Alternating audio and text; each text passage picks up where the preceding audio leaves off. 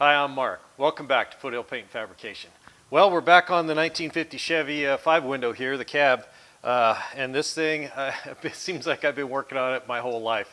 A lot of holes to fill, a lot of other repairs to do, but we're at the point now where we can spray primer over the whole thing, including the firewall, and hopefully we'll just be able to move into sanding it with some 400 and some 600, and it'll be ready to shoot some color.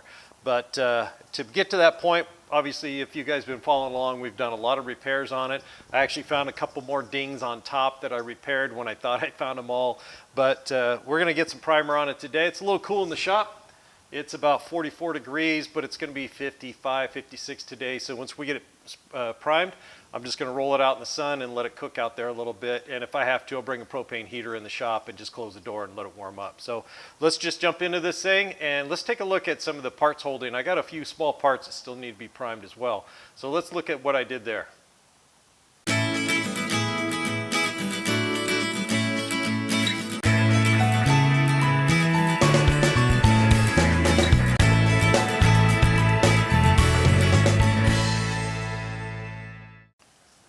Okay, let's take a look at the parts we got to shoot today. This is the bracket that goes up underneath the dash where the mechanism for the vent that's right in front of the windshield, and that's going to get some prime. Hood latch, and then we've got the lever for the little side vent. We've got a couple of parts over here. They're just going to lay down on the plywood and get sprayed. Now the tricky one were these two pieces, and I didn't even know what this piece was. You 50 Chevy truck owners know what that is. That's the headliner. I guess the headliner's in two pieces and it slides up underneath on each side.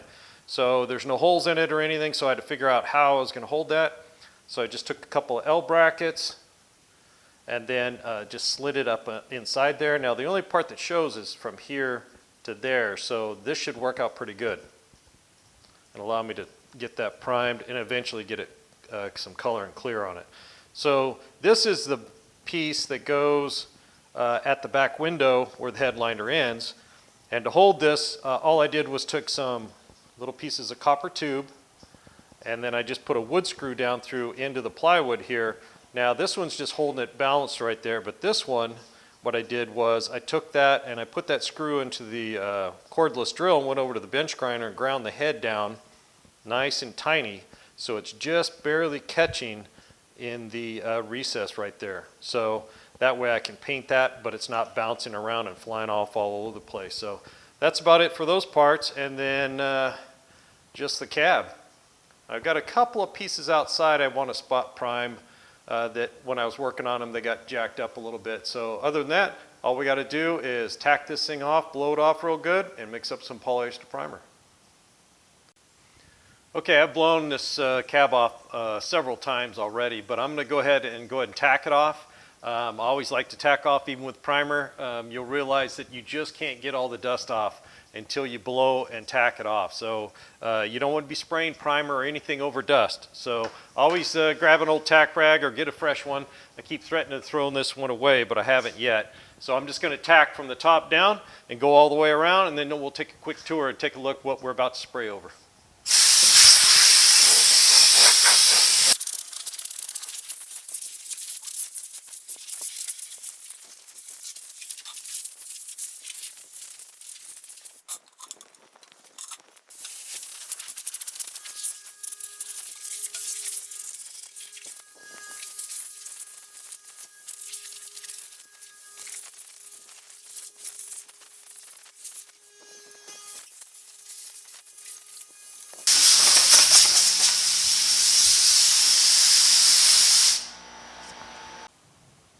All right, let's start right here on the firewall. So all this paint, we've got red, black, there's a lot of stuff going on. Of course, we filled, as you recall, like 23 holes just on the firewall itself.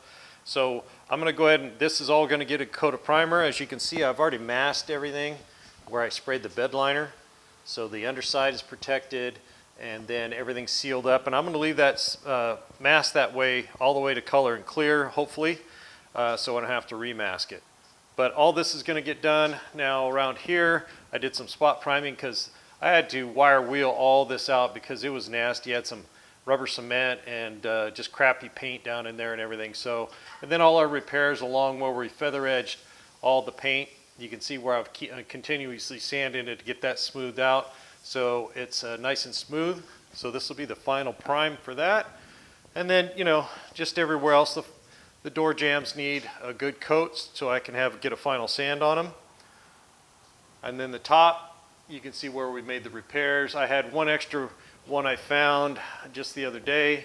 Here's one of the other ones. And this one I found kind of last minute, blocking out again. And that's sanded down to 240, so it's super smooth. That primer will, just one coat of primer will actually take out those 240 sand scratches, so that's no problem. The other day when I was spot priming some stuff, I had some primer left over, so I went ahead and did the corner of the cab right here that I ran out. But I'm gonna go ahead and not prime this because it's already got a good coat on it, but I sanded down a little bit so when I paint up, I'm making sure that primer is on something that's nice and scuffed and sanded and ready to go. So we'll just paint, you know, down around here and just delete that area and not do it. And then the door jamb here, just like the other side. It just needs a good coat to sanding. And then the louvers, got them pretty straightened out. I feel pretty good about them. And then that's about it. So let's mix up some primer. Okay, so we're going to be spraying polyester primer, and this is a catalyzed material. I did take this into the house last night just so it'd be a little bit warmer. You know, it's not warm, but it's certainly not 40 degrees. So it's got some good temperature in the liquid already, so we're not starting off, you know, already behind the 8 ball on this stuff. So follow the directions on whatever you're spraying. Do not spray if it's under the temperature. It's going to fall below the temperature that the directions say do not spray by. Now, this stuff catalyzes at a ½ ounce per quart. I'm going to be mixing up about a quart. So I'm going to fudge it up a little bit. I'll go a little bit over ½ ounce and just give a little bit more hardener in there to help you know, set it off. And then we should be okay. Once it flashes off, I'm going to roll this thing out in the sun anyways and let it bake a little bit. And the sun's heat will help set it, and then we should be good to go. So let me mix them up real quick, and then we'll get some spraying done.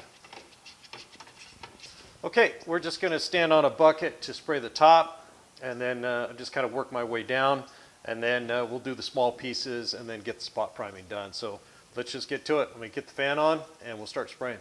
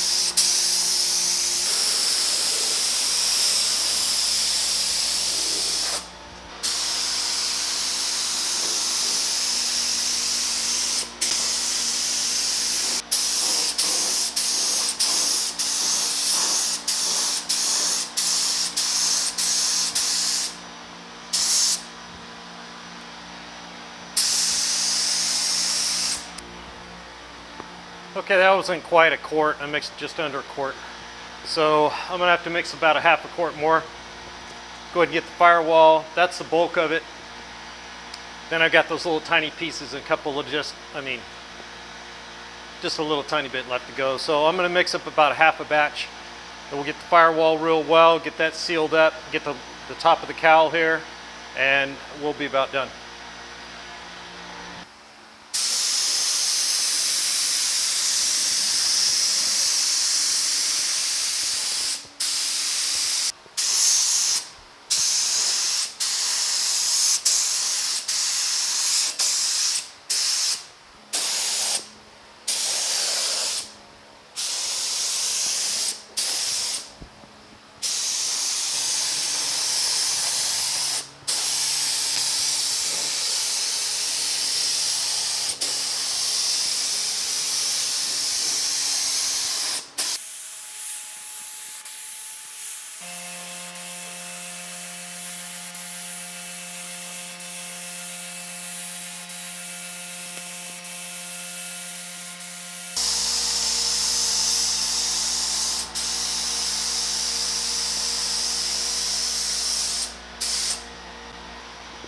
Feels pretty good getting it all one color for once.